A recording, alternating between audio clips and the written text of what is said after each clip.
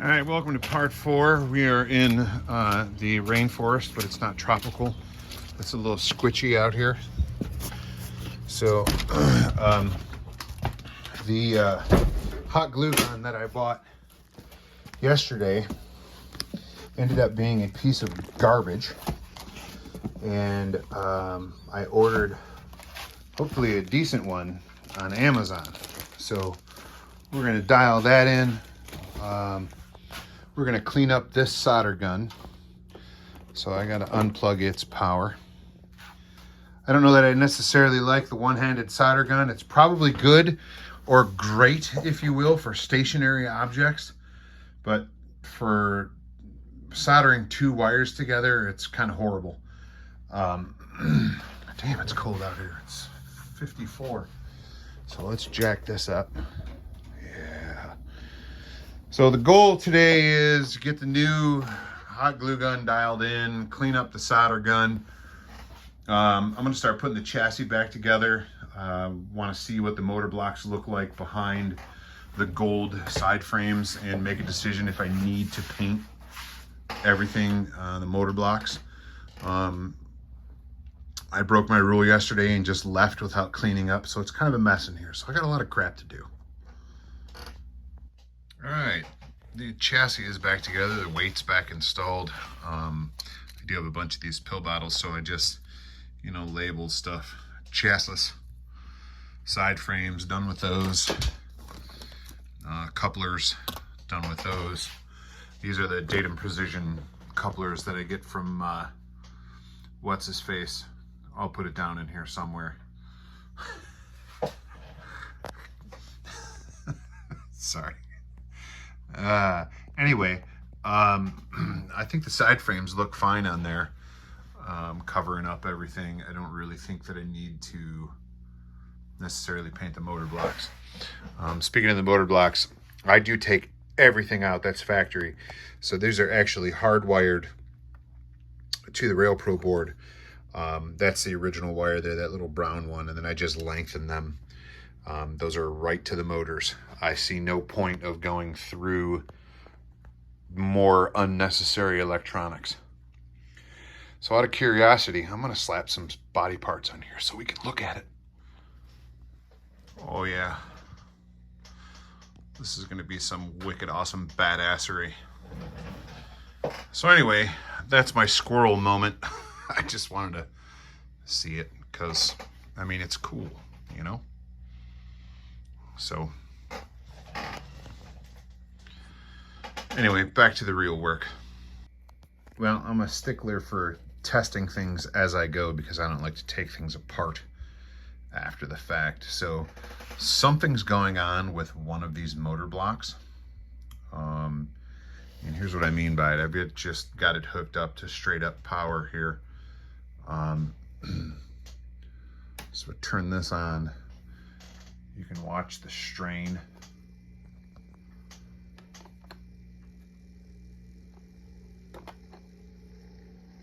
And then as soon as it starts to try to go up to speed, it faults out. So something's either touching somewhere that shouldn't be. I'm going to look at my wiring one more time, which it's pretty simple. If it's not the wiring, then it's something in the motor blocks, and I'll have to tear into the motor blocks, which means the damn side frames need to come off.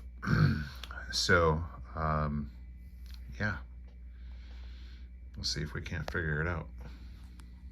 All right, well, by process of elimination, I've discovered that this motor is no good. So I've just got it going to this motor now, power going to this motor, and it runs horribly. And as soon as you take it to full speed, it overloads. So something is not right with this motor, which is fine because it just so happens I've got one sitting right here and one up there. So we're going to swap this motor out and see if that solves the issue. All right, wheel set's back in. I've only got 2 screws holding the cover on at the moment, just in case something stupid happens. I love testing this stuff as we go and as I video, because I don't really want to edit out the stuff that went wrong, because how's anybody else supposed to learn anything? Anyway, we'll see.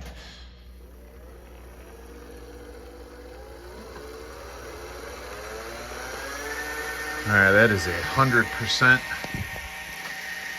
the good old-fashioned Tech 2 Railmaster 2400 that I used to use on my HO set. And we have no faults, no overload. So I'm pretty happy. Everything's wired properly. This wheel wobbles like a son of a bitch, but it is what it is. Good old Aristo. All right then, can finally move forward. I don't know exactly what the part this is, but I want to model it, so looks like I need to like make another one of these caps here and just stack it on top. I got a little piece of copper wire here. It's not in the way. I just test fit this here. Go to your home. So I glue that in place and it'll be out of the way. So I need to manufacture some sort of cap here, and then obviously paint the wire gold.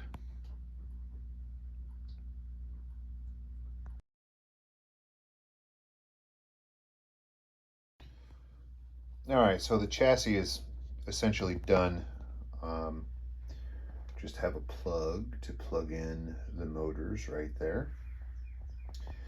And I'm working on the body and the shell right now up here on the bench. Just neatening up some wires. Here's the plug for the motors. This is all of the wires for the number boards. I have not painted that in there yet.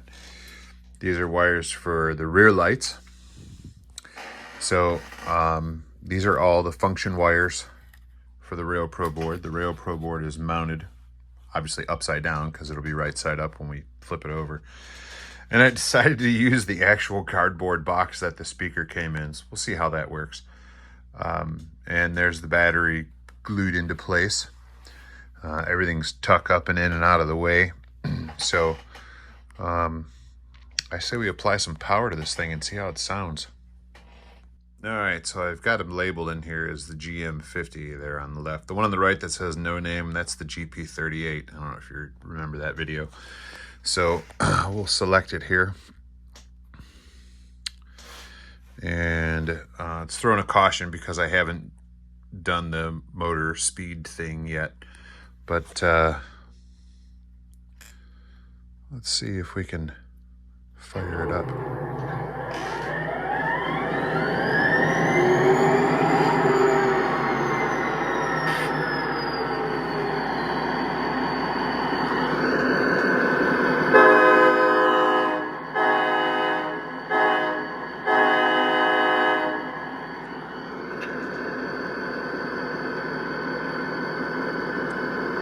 About all we can do.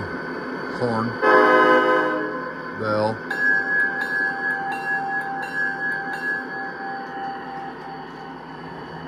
All right, I think I'm about done for tonight.